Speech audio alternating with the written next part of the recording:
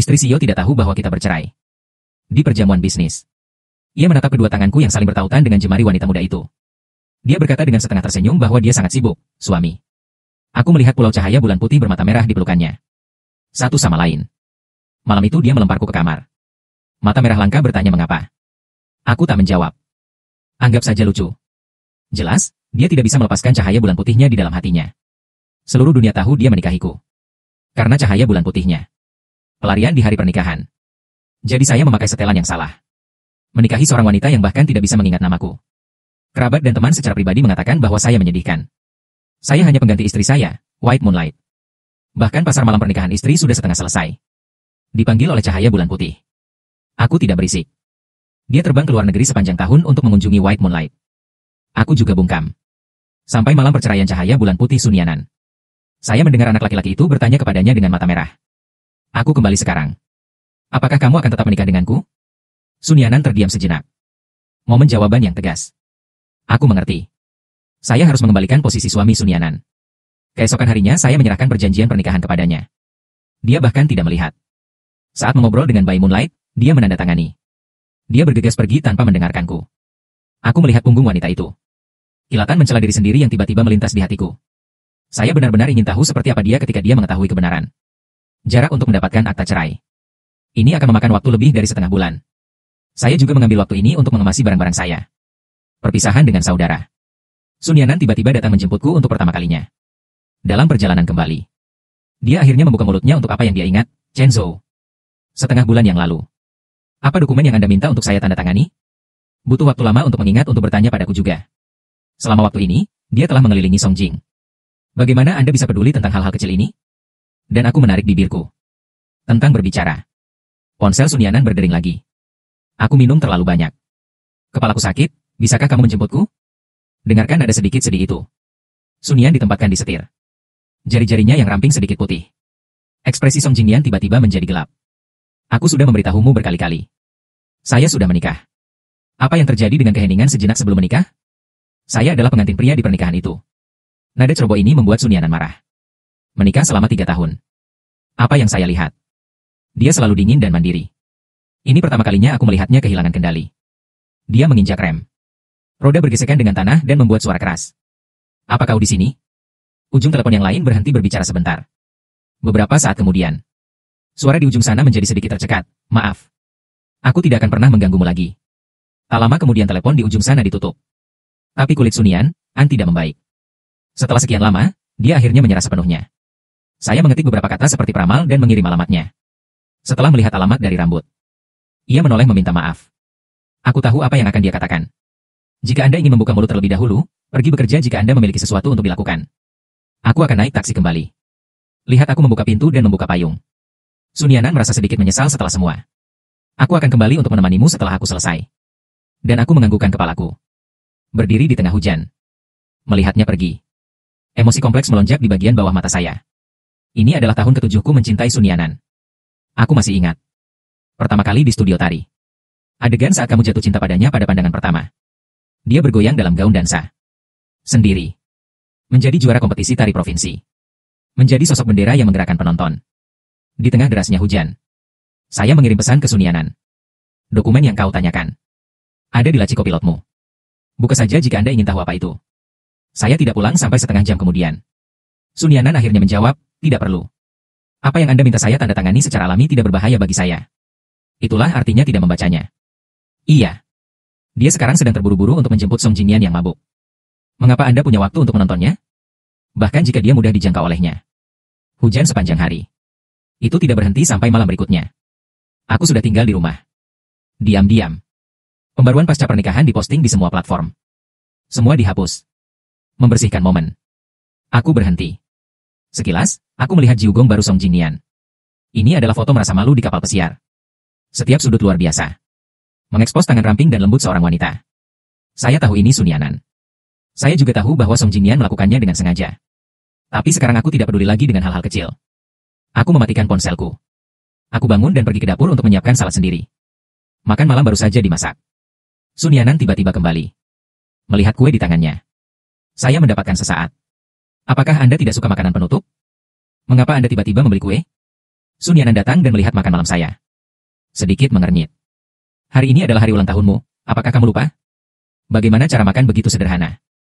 Saya tercengang. Orang tua saya bercerai ketika saya berusia 4 atau 5 tahun. Serahkan saya pada nenek. Nenek meninggal ketika dia berusia 15 atau 16 tahun. Saya tidak punya siapa-siapa untuk peduli. Saya tidak pernah berulang tahun lagi. Saya telah menikah dengan Sun Yanan selama 3 tahun. Dia mengingatnya setiap tahun. Sesibuk apapun kau akan kembali untuk merayakan ulang tahunku bersamaku. Aku kembali dari perjalanan jauh. Dia mengkhawatirkan keselamatanku. Dia juga akan menjemputku di bandara jika terjadi badai petir. Dia tahu bahwa aku takut dan akan dengan lembut menghiburku. Kupikir perhatian dan tawaran yang tidak disengaja ini. Bahkan jika kau menyukainya. Sampai ulang tahun pernikahan 1 bulan. Sun Yanan, dengan alasan bahwa perusahaan ada hubungannya. Disingkirkan lilin yang sudah dipesan sebelumnya. Makan malam ringan. Ketika aku tersesat, Jiang mau memanggilku ke bar untuk mengantarkan mantelku. Tapi tanpa sengaja menabrak Song Jingnian. Dia mabuk berat. Memegang seseorang yang seharusnya lembur di perusahaan. Aku tidak akan melepaskannya. Wajah Shunyan menggelap. Dengan marah mencabik-cabiknya Song Jingnian. Jangan sakit. Lepaskan. Kau anggap apaku ini? Buang saja kalau kau mau, angkat kalau kau mau. Song Jingnian sama sekali tidak mendengarkan apa yang dia katakan. Sedihnya dengan tangan mengambang itu. Memeluk pinggangnya lagi. Dan aku melakukannya berulang-ulang. Pada akhirnya, Sun Yanan akhirnya berkompromi dan mengaku kalah. Dia berdiri di sana selama beberapa tahun. Apa yang kau inginkan dariku? Pada saat itu, tas di tanganku jatuh ke atas. Begitu banyak gambaran yang melintas di benakku. Melalui tangan-tangan orang banyak yang tergenggam. Setiap adegan payung yang miring di hari hujan. Itu semua adalah bukti bahwa Sun Yanan telah mencintai Song selama beberapa tahun. Saya telah melihat momen-momen itu dengan mata kepala sendiri. Jadi tidak dapat disangkal itu. Bahkan jika menikah selama 3 tahun. Bahkan jika saya menjadi ibu mertuanya. Bahkan jika saya pernah mendapat sedikit bantuan darinya. Tidak dapat disangkal. Tepatnya. Sun Yanan baik padaku. Hanya saja saya meninggalkan Song Jingming sementara. Dicuri darimu. Saya memiliki sedikit rasa manis. Anak itu mengira dia memiliki semuanya. Tapi sebenarnya saya tidak pernah memilikinya. Bahkan sedetik pun. Jadi lihatlah angka 24 di kue. Tidak ada apa-apa di dalam diriku. Aku hanya mengangguk sopan. Mengucapkan terima kasih. Sun Yanan menyalakan lilin. Dia tersenyum dan berkata, Chenzhou. Kami adalah suami istri. Jangan ucapkan terima kasih. Membuat permohonan. Dan aku menganggukkan kepalaku. Baru saja bangun. Ponsel Sun Yanan berdering. Tatap matanya yang sedikit bergetar. Aku tahu panggilan siapa itu dan melakukannya lagi. Dan ternyata persis seperti yang kuharapkan. 1 menit kemudian. Telepon mati. Sun Yanan juga pergi. Mendengarkan paduan suara yang perlahan-lahan memudar di luar jendela. Senyum kecut muncul di sudut bibirku. Lampu mati. Lilin menari. Refleks bayangan sepiku di dinding. Kapan tanganku membuat permohonan 24 tahun? Baru tahun aku tidak akan menyukai Sun Yan lagi. Selamat tinggal dia. Itu di reuni rumah bordil kelas 21 3 hari kemudian. Dia dikelilingi oleh orang-orang di pusat. Ketika dia melihat saya, dia segera menghampiri saya dan duduk. Menyaksikan 2 orang duduk bersama. Suasana di dalam kotak menjadi sedikit aneh. Aku tahu itu karena diriku sendiri. Bagaimanapun, di mata teman-teman kuliah ini, saya akan menikahi Sun Yan. Hanya untuk menghemat beberapa tahun. Jadi semua orang memandang rendah saya. Tapi saya tidak peduli dengan spekulasi jahat ini. Duduk dengan tenang. Monitor terlambat memegang kotak kardus besar. Salam semua orang. Saya mengundang Anda semua ke pesta hari ini. Yang satu untuk koneksi. Yang kedua adalah orang yang menulis surat untuk dirinya sendiri 5 tahun yang lalu. Ini hanya waktu untuk seks. Mari kita lihat bersama hari ini. Dan jadi mereka pergi ke sana, dan ada banyak suara. Mari kita bersenang-senang. Semua orang memilih satu secara acak dan membacanya. Apakah ini baik-baik saja? Kalau begitu aku akan menggambar satu dulu. Anak laki-laki paling aktif di kelas berdesakan di kerumunan. Aku menggambar satu dulu. Beberapa orang yang tidak menaruh curiga di sekitarnya mendesaknya. Dengan cepat membuka segelnya. Aku berdeham. Apa kabar setelah 5 tahun terbentang alam? Aku saat ini. Aku menulis surat ini untukmu di bawah matahari. Meskipun aku tidak tahu kapan kamu membaca surat-surat ini. Apa adegannya? Suasana hati apa? Tapi aku ingin menyampaikan kepadamu bagaimana perasaanku saat ini. Setelah mendengarkan paragraf pertama. Dan ruangan menjadi sunyi. Mereka semua mengalihkan perhatian padaku. Sun Yanan, yang awalnya memainkan ponselnya, juga mengangkat kepalanya. Melihat orang-orang di sekitarnya dengan wajah terkejut. Wajahku yang tak berjiwa. Pikirkan isi surat itu. Ada dentuman. Anak itu melirikku. Dengan senyum buruk, terus baca terus. Saya berusia 19 tahun tahun ini. Saya baru saja memulai tahun kedua saya. Saya jatuh cinta dengan Sun Yanan. Tapi dia tidak tahu tentang itu. Tapi tidak masalah jika Anda tahu. Karena dia memiliki seseorang yang dia sukai. Saya suka yang tidak diketahui. Ditakdirkan untuk tidak membuahkan hasil. Anda mungkin bertanya apakah saya ditakdirkan untuk mati. Lalu mengapa Anda tidak menyerah? Yang ingin saya katakan adalah, aku suka itu. Dialah yang bersorak di tengah keramaian. Pesona gadis yang tak tertahankan. Ini dia di tengah angin malam. Ambil perawatan yang tak disengaja hilang di tanah untukku. Dialah yang bahkan menolak pengakuan orang lain. Tetap sopan dan tulus. Menteri Amerika akan menoleh dan mengintipnya. Dan ini aku dengan leher yang sakit. Kudengar dia terluka karena menari. Menantang badai untuk diam-diam menaruh obat di lacinya. Aku. Pria yang menulis namanya sepanjang malam di buku hariannya. Aku mungkin menghabiskan seluruh hidupku. Dia bahkan tak akan mengingatku. Tapi itu tak masalah.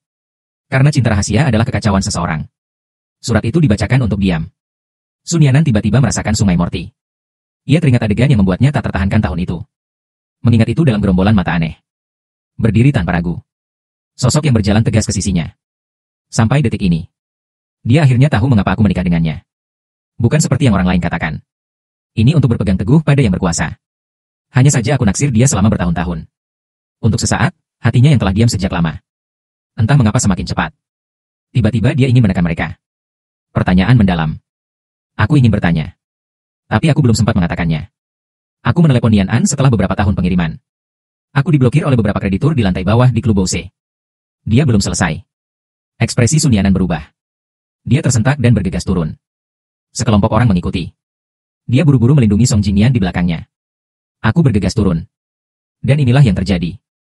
Aku tinggal. Dia tanpa sadar mendongak ke arah Sun Yanan. Tapi hanya.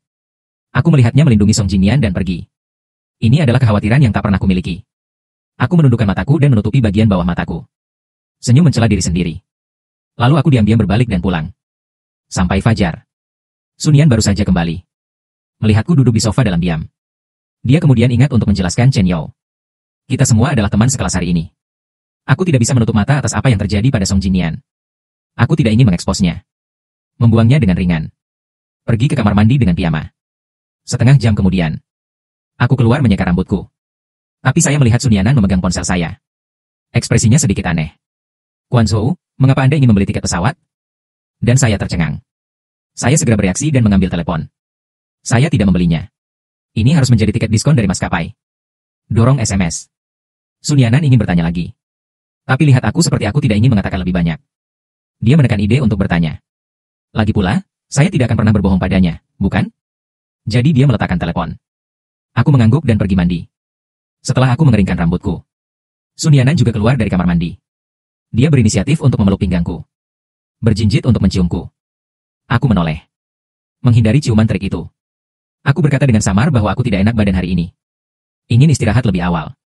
Sun Yanan tidak memaksaku untuk mematikan lampu lagi. Keesokan harinya cuaca cerah. Kami berkendara ke villa pemandian air panas bersama. Mata air hangat. Biarkan saraf lelahku rileks. Aku bersandar di dinding dan memperhatikan kabut putih konstan dari tanaman merambat. Aku mulai sedikit mengantuk. Aku tertidur tanpa sadar. Mungkin aku terbiasa dengan suara keras. Aku tidak mendengar ketukan di pintu di luar. Sun Yanan meneleponku beberapa kali. Tidak ada respon, sedikit cemas. Dorong saja pintu masuk. Lihat aku grogi. Jantungnya berdegup kencang beberapa kali. Dia melompat ke pemandian air panas dan membantuku berdiri. Aku membuka mata dengan linglung. Difusi kelembaban. Kulit ke kulit. Reaksi pertamanya adalah menurunkanku. Membuka jendela untuk mencari udara segar. Aku bangkit dan masuk ke ruang ganti. Menunggu sampai aku berpakaian dan keluar. Aku kelelahan. Duduk di sebelah. Sun Yan menetap sejenak. Abaikan.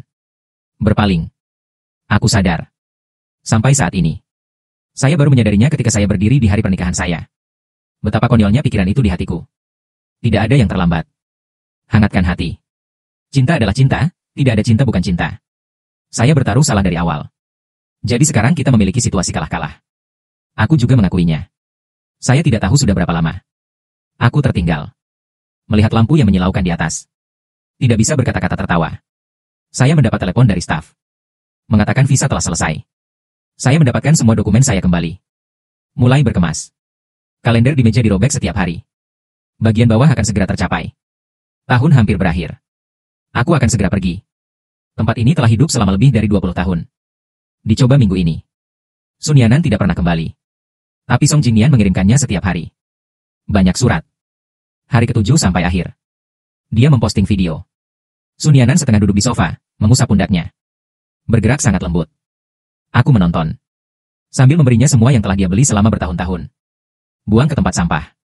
Hari kelima. Dia mengirim beberapa gambar. Sun Yanan mengirim beberapa jam tangan mahal. Letakkan arloji di tangannya dengan tangannya sendiri.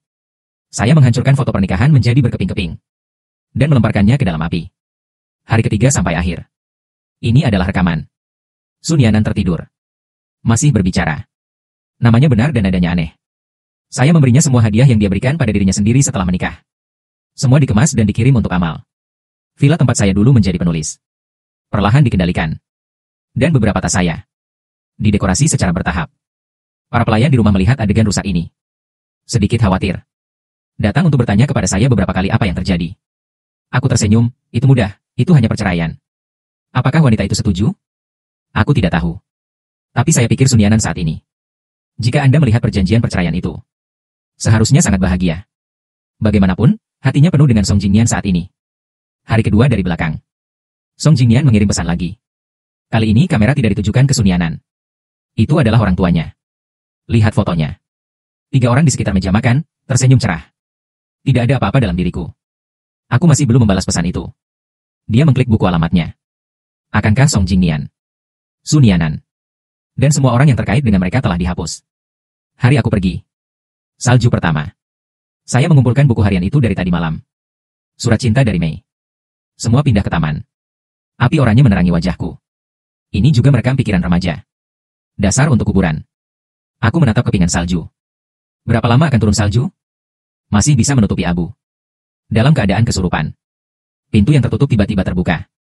Sun Yanan, yang sudah lama tidak kulihat, kembali. Sedang terburu-buru.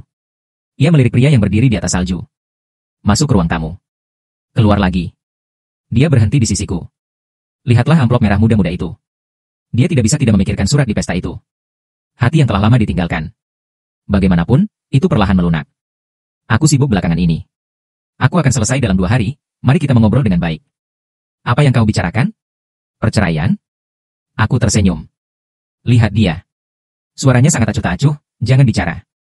Yang paling kamu inginkan. Bahkan, saya akan memberi Anda uang dalam sebulan. Sesuatu apa? Sun Yanan hanya ingin bertanya. Telepon berdering beberapa kali. Dia mengkliknya dan melihat pesannya. Ada senyum di sudut alis dan mata. Lihat ekspresinya. Aku melemparkan surat cinta terakhirku ke dalam api. Berdiri tubuhku yang tinggi. Memblokir roda yang terbakar di belakangnya. Sun Yanan membalas pesan itu. Surat cinta baru saja selesai terbakar. Dia juga lupa apa yang akan dia tanyakan.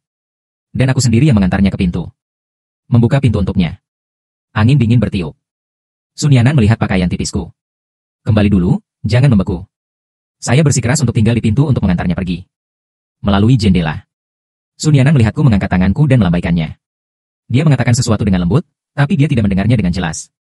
Tapi kiri dan kanan hanya di jalan, perhatikan keselamatan. Paku ini. Dia telah mendengarnya berkali-kali selama 3 tahun terakhir. Jadi saya tidak mengingatnya. Kendaraan menghilang dari pandangan segera setelah mulai. Aku berdiri sendiri di salju untuk waktu yang lama. Baru saja kembali ke kamar tidur. Mengenakan mantel. Aku turun dengan koperku. Bulan salju bulan depan. Eli jatuh di kepalaku. Sepertinya rambut putih dari kejauhan. Taksi berhenti di pintu masuk villa. Aku berbalik dan melihat untuk terakhir kalinya sebelum aku masuk ke dalam mobil. Ulangi kalimat yang tak terdengar itu lagi. Jangan pernah melihatmu lagi. Beijing tidak terlihat lagi, Sun Yanan. Sun Yanan mengemudi langsung ke rumah tempat dia dikirim selama beberapa tahun. Tadi malam. Dia berteriak-teriak melihat foto masa kecilnya. Dia kembali dengan sengaja. Ketika saya mendapatkan tas yang berat dan berjalan ke pintu masuk lift. Dia melewati seorang wanita aneh. Dari orang ini. Dia mencium aroma parfum ringan yang familiar. Ini parfum favorit Song Jingnian. Orang ini baru saja keluar dari rumahnya. Apakah itu temannya? Sun Yan memiliki sedikit keraguan pada Ansin. Tapi lift turun segera setelah itu, dan dia tidak terlalu memikirkannya. Tekan lantai 7. Setelah melihatnya, wajah Song Jingnian memperlihatkan senyum cerah. 2 orang membolak-balik album foto. Sambil mengingat masa lalu. Sebutkan masa kecil. Sun Yanan segera meletakkan barang-barang lain. Tinggalkan. Tunggulah sampai siang. Keluarga Song datang ke rumah Song Jingnian. Nian An. Aku dan bibimu sibuk dengan pekerjaan selama ini. Andai kau tidak mengurusnya selama beberapa tahun. Dia tidak tahu harus menyegelnya seperti apa. Ya kami harus berterima kasih. Song Jingnian berjalan ke sisi Sun Yanan. Baru saja dia ingin berpegangan tangan, dia ditarik kembali oleh ibu Song. Sekarang kau lebih tua. Kau punya keluarga juga. Aku tidak bijaksana selama beberapa tahun dan telah mengganggumu. Jangan tersinggung. Kami akan mendidiknya dengan baik. Katakan padanya untuk tidak mengundangmu di masa depan. Suasana di ruang tamu langsung memadat. Sun Yanan mengerti maksud di balik kata-kata. Napasnya menjadi kacau, dan dia bernapas dengan normal. Senyum yang menggantung di sudut bibirnya juga disingkirkan. Hanya formalitas dan kesopanan yang tersisa. Ekspresi memberikannya selama beberapa tahun juga berubah. Tapi dia hanya tidak mengerti apa yang dikatakan ibunya. Dia menatap Sun Yanan sambil tersenyum. Mencoba mengubah topik. Saya tumbuh bersama Nian. Apa yang harus dikatakan merepotkan atau tidak? Dia juga berjanji akan mengantarku pulang, bukan? Sun Yanan mendongak dan hendak menjawab. Akses kedua. Setelah tatapan penuh arti dari para tetua. Kata-kata berputar-putar di antara bibir dan gigi. Berubah berarti setuju. Tapi baru saja sekretarisku mengatakan bahwa ada yang salah dengan perusahaan. Karena bibi dan pamanku ada di sini. Saya tidak akan repot-repot. Setelah mengatakan itu, dia tidak tinggal lebih lama lagi. Berbalik dan meninggalkan ruang tamu. Tidak mengambil beberapa langkah. Sang ibu menghentikannya. Serahkan album foto itu. Nian telah kasihan padamu dalam beberapa tahun terakhir. Tapi dia masih muda saat itu. Saya masih belum mengerti nilai ketulusan. Jangan khawatir tentang itu. Lihatlah tetua ini yang telah menyaksikan dirinya tumbuh dewasa. Tatapan menyesal itu. Sun Yanan menggelengkan kepalanya dengan lembut, Bibi. Aku telah melepaskan masa lalu. Aku tidak akan menyimpan dendam selama beberapa tahun, jangan khawatir. Songmu menghela nafas. Melihatnya dengan penyesalan. Sudah beberapa tahun tanpa keberuntungan. Nasib juga kamu bukan suami istri. Dengarkan ibumu. Pria yang kemudian Anda nikahi sangat berbakti. Juga sangat bijaksana. Tapi hubungan Anda juga sangat baik. Anda harus menghargai dia. Itulah yang pantas Anda perhatikan. Siapa yang ingin menjadi tua dengan Anda? Sun Yanan tahu bahwa Ibu Song memiliki niat baik. Dia juga mengerti kisah antara dirinya dan Song Jinian. Kembali ke pernikahan itu. Itu berakhir ketika dia marah dan ingin menikah dengan orang lain. Dalam 3 tahun terakhir, dia juga telah mencoba untuk melupakan masa lalu. Hidup dengan baik dengan saya. Tapi bagaimanapun, seseorang yang telah jatuh cinta selama 18 tahun. Bagaimana mungkin untuk meletakkannya? Jadi saya kembali ke Cina di Song Jinian. Ketika mengganggunya berulang kali. Dia akhirnya mengalah. Bahkan jika Anda tidak bisa menjadi kekasih. Cinta teman masih ada. Berpegang pada ide ini. Ia memanjakan diri untuk mendatanginya lagi dan lagi. Sejujurnya. Setiap kali Song Jinian menangis dan berkata bahwa ia masih mencintainya. Hatinya tersentuh. Tapi saat-saat itu. Seperti angin yang bertiup lewat. Seperti riak di danau. Tak lama kemudian tak ada jejak lagi. Ia selalu ingat ketika ia akan jatuh. Aku adalah suaminya. Lagi dan lagi. Ia seperti kesurupan. Tak bisa menemukan jalan keluar. Hingga aku mendengar kata-kata ini. Ia sadar seolah telah beriodium. Ingat pagi. Melihatnya pergi menjauh di tengah salju tebal. Sun Yanan merasakan ledakan kehangatan di hatinya. Dia membungkuk dalam-dalam kepada Ibu Song. Suara itu menghukum. Terima kasih telah memberitahuku ini dengan sengaja. Saya mengerti. Setelah meninggalkan rumahnya. Sun Yanan kembali ke rumah lama. Sumu memanggilnya ke kamar. Alih-alih menjadi luar biasa serius, Anda baru saja menikah. Ya, saya pikir urusan keluarga Chen Zhou tidak layak untuk Anda. Jadi saya punya beberapa keluhan tentang dia. Tapi dalam 3 tahun terakhir, saya telah melihat dia begitu peduli tentang Anda. Jaga rumah dalam keadaan baik. Ya, kami juga menjaga Yongjia. Saya juga perlahan-lahan melepaskan simpul itu. Kamu tidak terlalu muda. Ada beberapa hal yang tak ingin kukatakan lagi. Biarkan masa lalu berlalu. Jangan pegang-pegang lagi. Kau punya mata yang bagus. Dipetik suami yang hebat. Saatnya menetap dan menjalani hidupmu. Pernikahan bukan seperti cinta. Dia adalah semangkuk bubur yang dimasak perlahan. Perhatikan aliran air yang panjang. Kau dan Chen Yao tak punya pondasi emosional sebelum menikah. Begitu muda. Banyak yang perlu diperjelas pada waktunya. Agar tak menumpuk kesalahpahaman dalam hatiku. Kau mengerti? Sun Yan tak menyangka ibunya, yang selalu pendiam, akan memberitahunya ini. Kata-kata singkat dari orang tua. Tapi ia tahu ibunya benar. Ia menundukkan kepala dengan sopan. Kau benar. Aku tahu latihannya. Sumu mengangguk lega. Kemudian dia mengeluarkan sebuah kotak dan mendorongnya. Ini adalah liontin giok yang diberikan nenekmu ketika aku menikah. Bawa ke Chen Zhou. Lusa adalah hari ulang tahun ayahmu. Ingatlah untuk membawanya kembali. Mari kita seadanya sebagai sebuah keluarga. Sun Yanan membuka kotak itu. Lihatlah sepasang liontin giok es di dalamnya.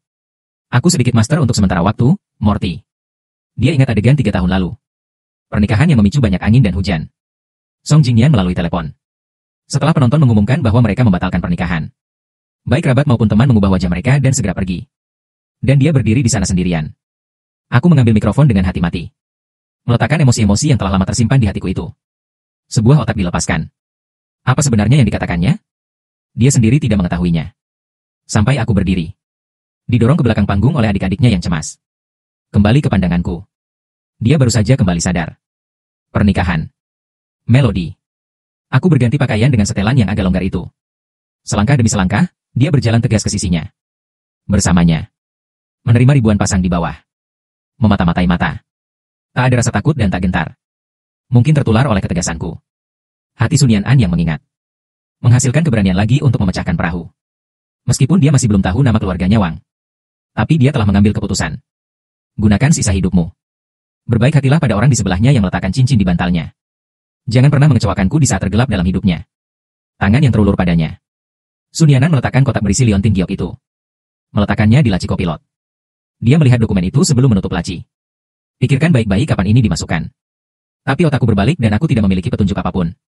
Ketika dia hendak mengeluarkannya dan melihatnya. Saya menerima telepon dari Song Jingnian, Nian An. Orang tua saya sudah pergi. Teman saya mengatakan dia akan keluar untuk berkumpul. Apakah Anda sudah selesai? Apakah Anda ingin datang dan bermain bersama? Kali ini, Sun Yan'an menolak tanpa ragu. Nada pemberian beberapa tahun akan menjadi tertekan. Ragu untuk berbicara. Dia membuat alasan untuk mengadakan pertemuan. Menutup telepon. Dia mendorong laci dan pulang ke rumah. Villa yang ramai di masa lalu sangat sepi hari ini. Sun Yan'an melihat sekeliling. Saya menemukan banyak hal yang hilang di ruang tamu. Jepit rambut yang dia tinggalkan di meja kopi beberapa bulan yang lalu. Gelas air di meja makan. Sofa melempar bantal. Itu semua hal kecil yang tidak penting yang saya beli kembali. Dia tidak akan menyadarinya sebelumnya. Saya tidak tahu mengapa. Kali ini dia sangat menyadari bahwa ada sesuatu yang salah. Menelepon pengurus rumah. Menanyakan mengapa begitu banyak hal yang hilang dari rumah. Tuan membuang semuanya. Setelah pengurus rumah tua El menjawab. Aku mendongak menatap wajahnya. Ragu untuk berbicara, rindu. Apakah kamu benar-benar ingin bersama Tuan Ming, An? Kakak, salju turun dengan lebat. Aku tahu kamu pasti pulang. Sudah berapa lama sejak kamu menolak dengan teman-temanmu? Pergi. Ayo minum bersama dan pergi ke beberapa suster yang baik untuk berjalan di pintu bergandengan tangan. Menarik Sun Yan'an, dia berjalan keluar tanpa penjelasan. Kata pernikahan yang belum datang untuk diingat dan diucapkan. Tenggelam dalam kehidupan. Meski minum. Tapi beberapa suster membaca tubuh Sun Yan'an. Aku hanya berani membawakannya beberapa gelas air matang. Dia melihat beberapa orang yang sedang bermain game. Ambil 2 teguk. Keluarkan ponselmu dan temukan aku. Mengedit paragraf, apakah Anda memiliki sesuatu untuk dilakukan hari ini? Kemana kamu pergi? Jam berapa kamu kembali? Kirimkan alamatnya. Aku akan menjemputmu nanti. Hari bersalju. Jalan dengan hati-hati. Jangan jatuh. Tombol kirim belum ditekan. Adik yang baru saja menjawab telepon mengubah wajahnya. Dia berhenti Sun Yan'an. Berteriak pada beberapa orang di meja. Nada sangat tergesa-gesa. Pergi, pindah tempat. Ada sesuatu yang baru untuk ditonton. Sekelompok orang. Saya bingung dengan kata-katanya yang tidak jelas. Tapi semua orang menjadi bersemangat ketika mereka mendengar keributan. Terhimpit ke dalam mobil bersama-sama. Dalam perjalanan, semua orang bertanya kemana mereka akan pergi. Dan dia tidak mengatakan sepatah kata pun. Melirik Sun Yan'an dari waktu ke waktu. Tujuannya adalah bar yang belum pernah mereka kunjungi. Sebelum turun dari bus. Kakak ini mendorong Sun Yan'an ke depan. Lalu dia mengatakan sesuatu yang aneh, Anggi. Beberapa hal yang sudah pernah kudengar. Ini benar-benar tertahan sampai malam. Ding Tolk hanya ingin memberitahumu.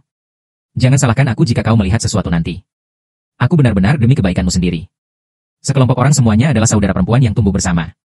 Mendengar dia berbicara dengan nada yang begitu serius. Senyum di wajah Sun Yan'an perlahan menghilang. Dia melihat ke pintu dekat di tangan. Jas mengangkat penjaga gawang. Lihatlah pemandangan di bar. Ini sangat indah. Di aula pesta. Beberapa orang tenggelam dalam musik DJ yang memekakkan telinga. Lampu sorot putih turun. Menjadi pusat perhatian. Sepasang suami istri berciuman di foto dengan jelas. Meski dipisahkan oleh jarak. Tapi sekilas Sun Yan'an masih melihat Song Jingnian. Dia sedang memeluk seorang wanita yang penuh gairah dan cantik. Wajah wanita itu menunjukkan sarkasme yang tidak normal. Sepasang tangan terus mengobrol di belakang wanita itu. Sepertinya kesombongan di masa damai. Tuan muda kaya yang ceroboh. Berbeda dari 2 orang. Untuk sementara. 7 atau 8 orang yang berdiri di depan pintu terdiam. Berbeda dengan keheningan ini. Ini adalah ejekan yang semakin berapi-api di aula. Aku akan bermain sangat besar sekaligus. Sudah setengah jam, tidakkah kamu akan mati? Hubungan antara teman pria dan wanita sudah di tempat. Dear, ada apa sebenarnya? Kamu iri, jangan katakan. Aku sudah berbicara dengan pacar ini selama setengah tahun. Masih belum lelah? Berapa lama Anda mengatakan pertemuan ini akan berlangsung? Apakah akan melampaui Sun Yan'an? Jangan menebak pikiran beberapa tahun. Dia hanya bersenang-senang. Soalnya, Sun Yan'an telah bermain selama 3 tahun. Sekarang alam datang. Bukankah masih menggoda seperti anjing? Saya mendengar teman Song Jingyan berbicara dengan bebas. Ucapkan kata-kata ini. Api hati beberapa saudara perempuan bergesekan dengan mereka, dan mereka bangkit. Mereka tidak bisa bernapas. Terhimpit ke kerumunan dan bergegas masuk. Satu untuk mematikan musik. Satu untuk menyalakan lampu.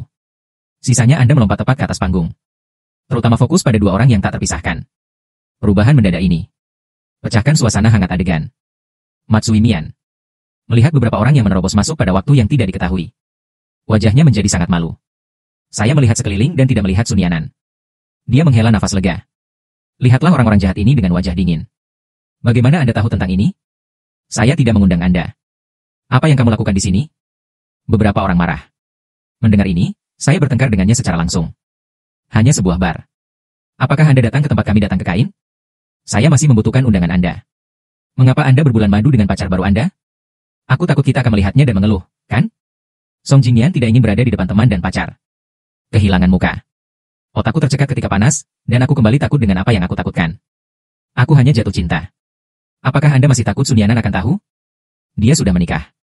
Ini juga mengganggu kebebasan cinta mantan pacar. Begitu kata-kata ini keluar, para suster bertepuk tangan. Lihat bagaimana mereka tertawa bukannya marah. Song Jingyan adalah yang berikutnya.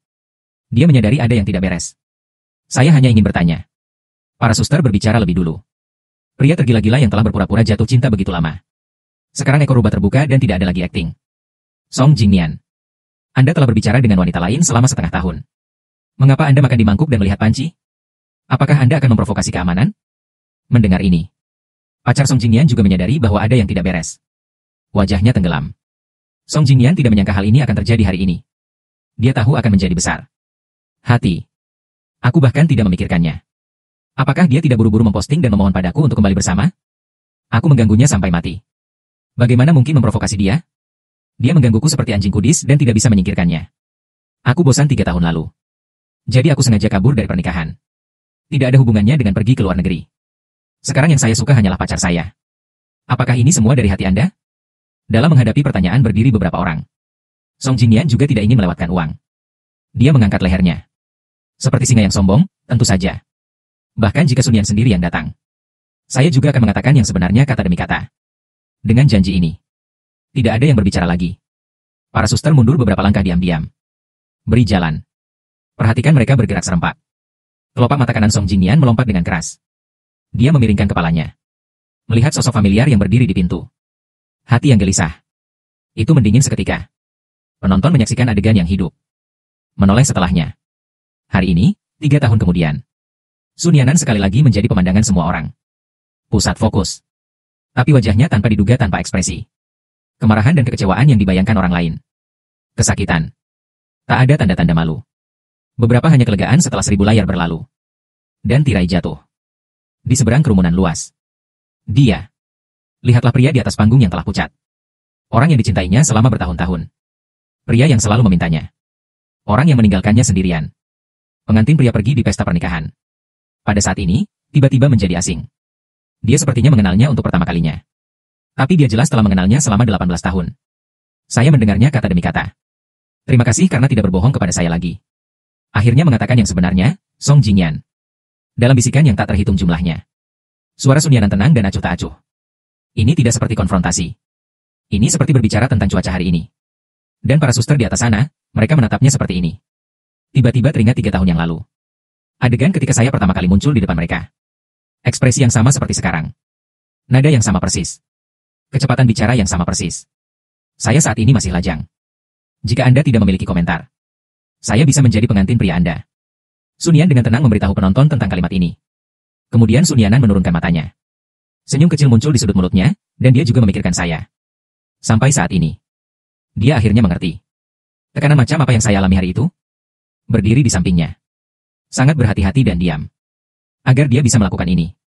Butuh waktu 3 tahun baginya. Dan melihat cintaku yang agung dan berapi-api. Untungnya, masih terlambat. Sun Yanan tidak melakukan hal-hal yang tidak layak ini lagi. Membuang-buang waktu. Dia berbalik dan pergi tanpa ragu. Selangkah demi selangkah dengan tekad. Kembali ke mobil. Sun Yanan menyalakan ponsel. Mengirim pesan yang belum terkirim. Dikirim. Ding dong. Dia pikir aku membalas pesan itu dalam hitungan detik. Menjatuhkan matanya. Dalam warna putih dan hijau. Tanda seru merah itu sangat menarik perhatian. Dia melihat prompt verifikasi teman tambahkan di bawah. Dia berkedip cepat. Catatan di tengah layar. Avatar di sebelah kiri dipastikan adalah saya. Tapi mengapa saya memblokir tanpa alasan? Hapus dia. Sun Yan tidak mengerti. Dia mengirim beberapa lagi. Masih diblokir. Danau hatinya yang tenang. Ada lingkaran riak yang tak terhitung jumlahnya. Alasan memberitahunya sesuatu pasti telah terjadi.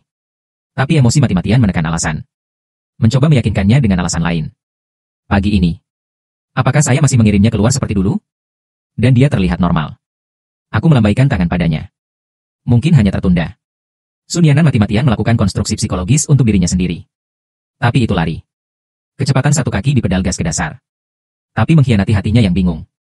Dia menerobos 10 lampu merah berturut-turut. Tiba di rumah sebelum gelap.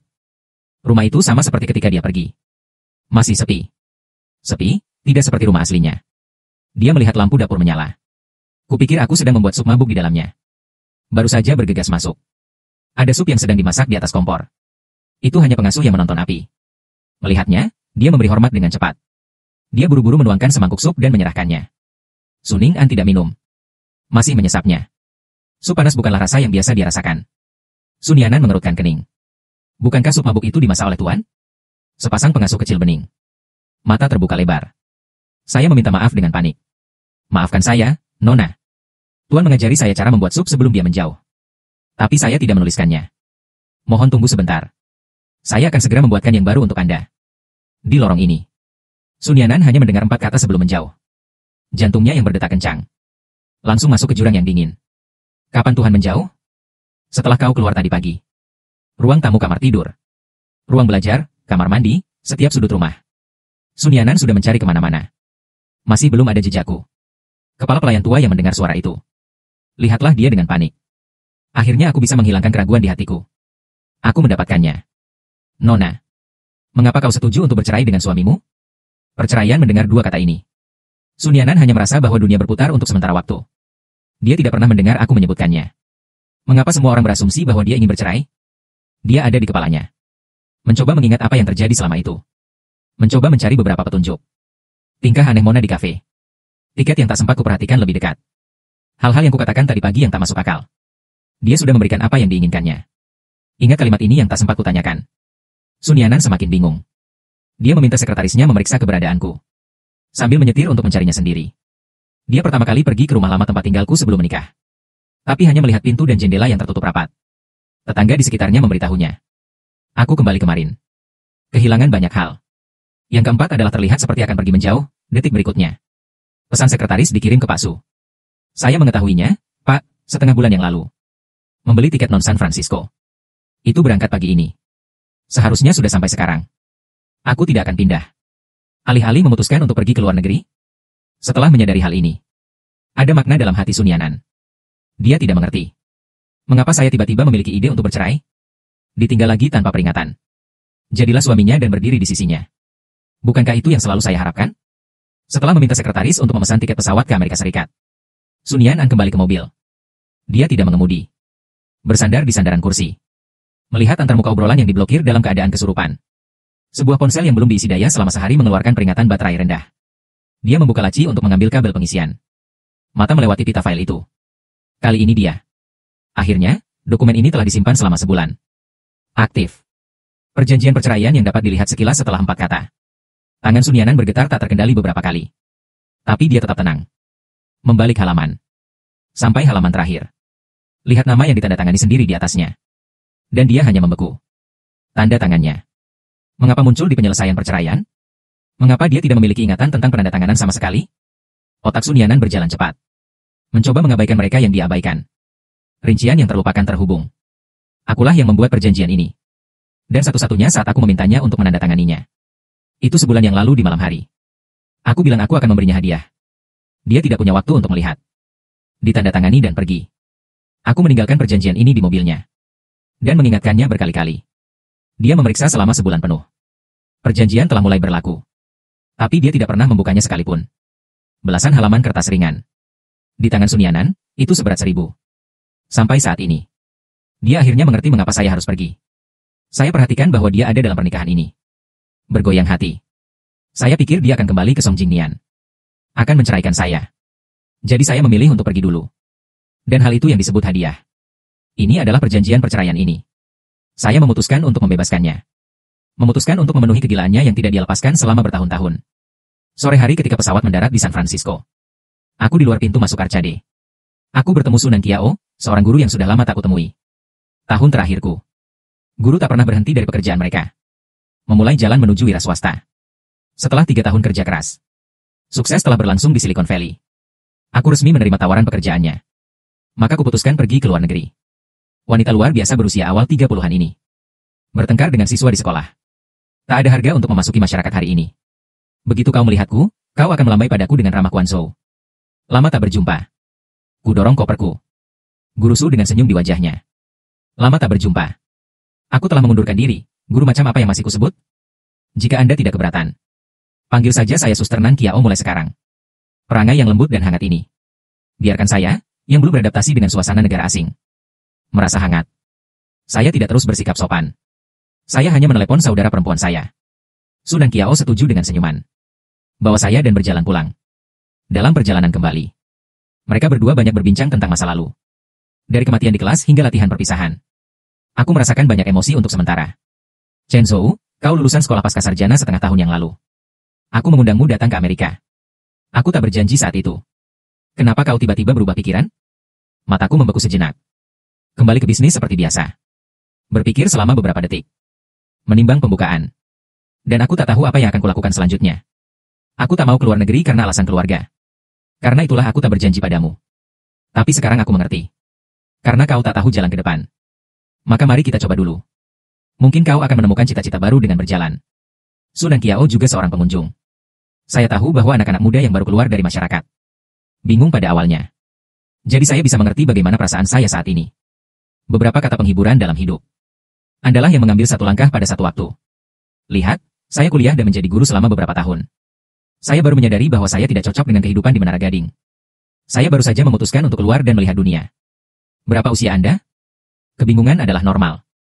Tapi selama Anda mengambil langkah ini dengan berani, saya percaya Anda akan menemukan tujuan hidup Anda. Ada Sunan Kiao, seorang anak kastanya yang hidup. Ini seperti saya mengambil ketenangan pikiran. Jauh lebih nyaman. Setelah memarkir mobil, Sunan Kiao membawaku kembali ke apartemen. Tata letak standar 2 kamar tidur dan 1 ruang tamu. Duduk di utara menghadap ke selatan. Penuh sinar matahari. Ada supermarket di lantai bawah. Melihat kamar yang rapi, aku hanya merasa sebagian besar kelelahan telah menghilang dari tubuhku. Sunan Kiao menyeretku berkeliling. Kemudian melakukan beberapa tindakan pencegahan. Setelah menceritakan detailnya, dia mengajakku makan malam lagi. Setelah makan, mereka berdua pergi ke supermarket. Menambahkan beberapa kebutuhan penting sehari-hari.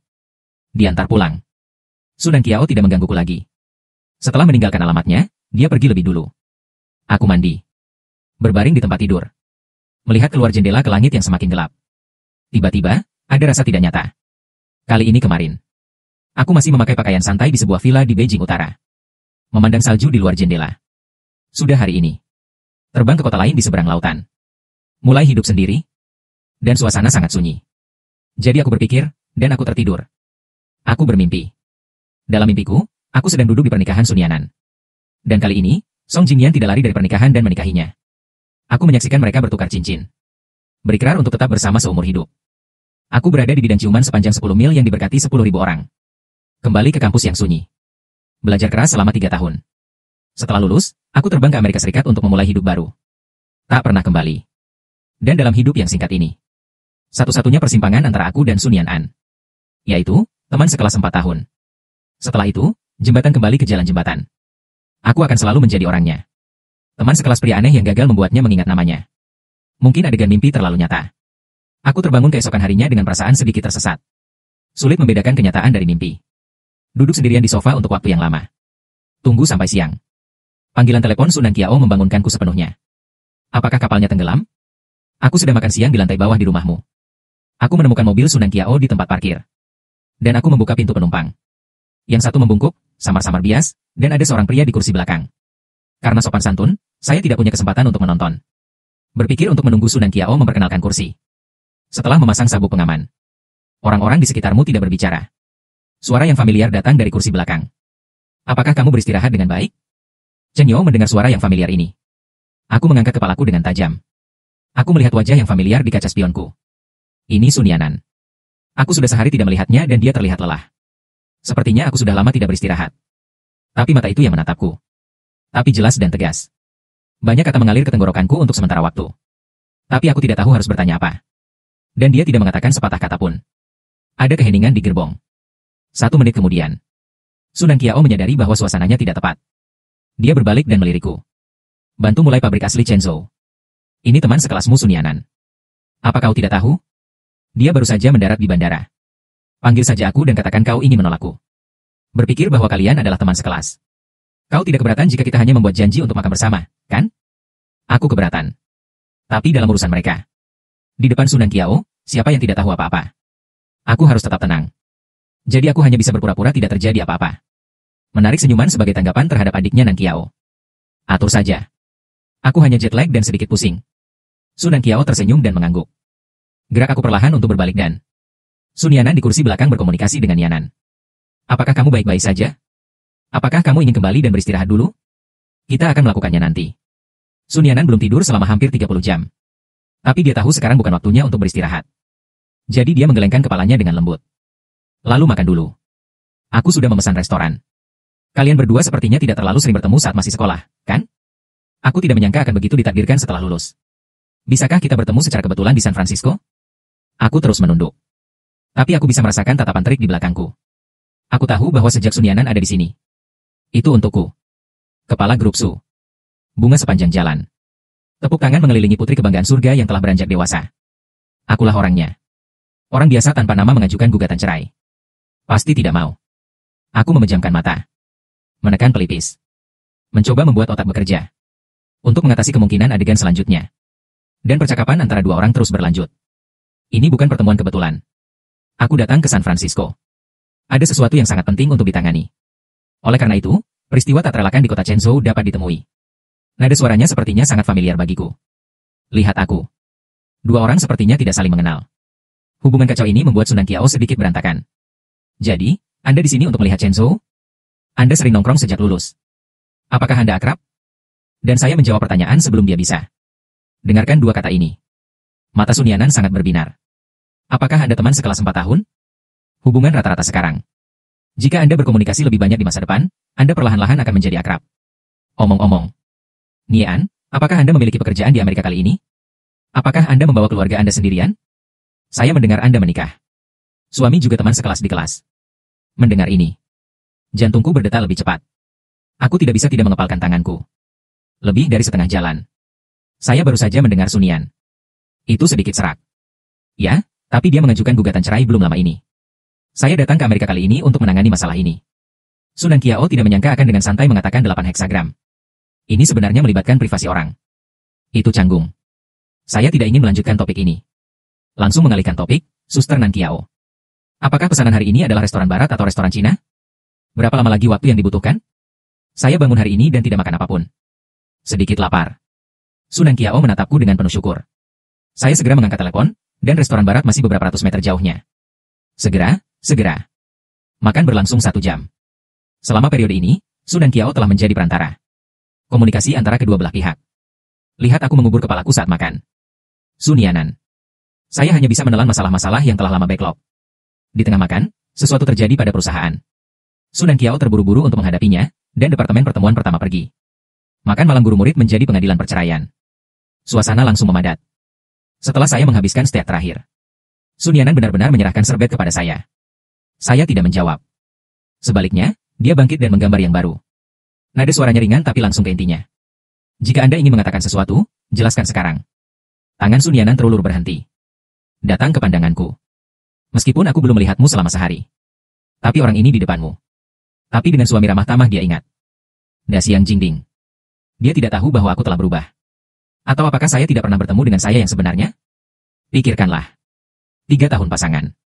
Kecuali saat-saat lembut di tempat tidur. Dia jarang menatap wajahku. Aku jarang menyadari perubahan moodku. Aku seperti danau. Tidak ada ombak tanpa angin. Berdiri tenang di belakangnya. Di mana Anda bisa melihat. Seiring waktu. Dia perlahan lupa dari mana air itu berasal. Mengapa Anda terjebak di sini dan tidak lagi bergerak maju? Tepat ketika dia terbiasa. Kolam air tiba-tiba mulai mengalir. Lari tak terhentikan. Sulit baginya untuk mencapai tempat-tempat asing. Dia menyusul publikasi dan terkejut menemukan bahwa Air tidak setenang yang dia bayangkan. Juga untuk keinginan egoisnya sendiri. Tetap di tempat selamanya. Dan semua persepsi sebelumnya. Hanya stereotip kebenaran dirinya. Menghadapi diriku yang baru ini yang belum pernah kutemui. Jun Yanan benar. Tapi dia tahu kenapa aku memilih bercerai. Pasti ada hubungannya dengan dia. Jadi di awal negosiasi, dia dengan tulus meminta maaf padaku Chen Yao. Maaf selama 3 tahun terakhir. Aku tidak melakukan kewajibanku sebagai istri. Gagal memberimu suasana keluarga yang normal. Mengabaikan apa yang selama ini kau lakukan. Maaf, aku tahu. Semua yang dia katakan saat ini tulus. Tapi, aku tidak terharu dengan permintaan maaf yang terlambat ini. Aku mengerti. Hubungan antara aku dan Sun Yanan sudah salah sejak awal. Ini ditakdirkan untuk berakhir buruk. Ingin seseorang yang tidak mencintaimu sama sekali. Buat keluarga bersamamu. Jalani hidupmu dengan sepenuh hati. Sekarang itu akan menjadi hal yang tidak terpikirkan. Apalagi, pria ini, saya tidak melepaskan orang lain dari awal sampai akhir. Alasan mengapa saya mengajukan gugatan cerai. Tapi aku menyadarinya 3 tahun yang lalu. Betapa naif dan konyolnya ide-ide saya. Saya ingin menyiarkan dengan cara yang salah. Tanggung jawab yang tidak relevan. Tidak peduli suasananya. Ini bukan tentang memberi. Jadi saya hanya menjawabnya satu kalimat. Aku tidak butuh permintaan maafmu. Selama Anda mengajukan perjanjian perceraian itu. Kemudian kirimkan akta cerai dan bayar persalinan. Sun Yan, An membeku di tempatnya. Di pesawat lagi. Dia pikir masih ada kesempatan. Saya begadang sepanjang malam memikirkan bagaimana cara meminta maaf. Tapi sampai sekarang, dia menyadari betapa teganya aku. Lihatlah wajahku yang pendiam. Ada sekelebat kepanikan di matanya. Nada juga jauh lebih cepat. Apakah Anda harus bercerai? Kenapa aku terus menatapnya? Setiap kata jelas dan tajam. Aku menikahimu karena aku menyukaimu dan aku ingin bercerai. Itu karena aku tidak menyukaimu lagi. Itu saja. Setelah meninggalkan restoran. Alih-alih pulang, saya pergi ke Sunan Kiao. Saat kau melihatku datang sendiri. Sedikit kejutan melintas di wajah Sunan Kiao, Nie Anna.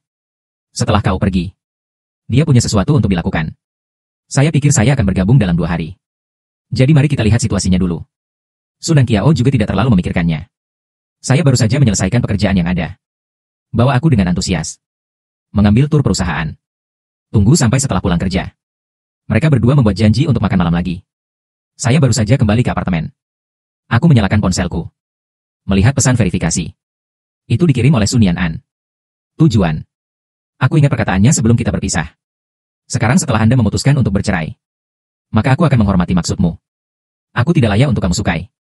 Aku minta maaf karena mengecewakanmu. Tapi bagaimanapun juga, mereka telah menikah selama 3 tahun. Meski terpisah. Bisakah kita terus berteman? Teman? Antara aku dan Sun Yanan. Apakah ada kebutuhan untuk terus berteman? Aku tidak bisa memikirkannya. Dalam imajinasi saya, mereka harus berkumpul dan putus. Kemudian usia tua dan kematian. Jadi saya tidak segera menyetujui permintaan itu. Tunggu sampai jam 10 ketika saya berencana untuk beristirahat. Saya baru tahu bahwa Sun Yan An mengirim pesan verifikasi lain. Kali ini dengan catatan. Ada beberapa ketentuan dalam perjanjian perceraian. Aku ingin berdiskusi denganmu. Hal-hal yang melibatkan perceraian. Saya membidik dan lulus. Sun Yan An juga tidak bicara omong kosong. Langsung letakkan beberapa item yang perlu dimodifikasi. Itu dikirim dengan warna merah. Saya memperbaiki cermin. Hanya untuk mengetahui bahwa dia telah membagi properti aslinya. Dimodifikasi menjadi militer dan divisi lain. Artinya, setelah saya mendapatkan akta cerai. Untuk mengambil setengah dari nilai Sun Yan An. Rezeki nomplok. Tapi aku jatuh. Dengan cemas, dia hanya mengirim pesan suara. Divisi properti. Ikuti saja kontrak aslinya. Anda tidak harus melegalkan pernikahan. Beri aku begitu banyak kekayaan. Kalau tidak, aku akan malu. Sun Yan An sepertinya mengharapkan dia mengatakan ini. Pesan kembali segera. Saya tahu Anda tidak setuju menikahi saya demi uang. Alasan mengapa saya mengubah kontrak. Ini bukan untuk memberimu kompensasi. Tapi itu hukum. Anda pantas mendapatkan ini. Jangan pikirkan itu. Dan saya menjelaskannya sedikit.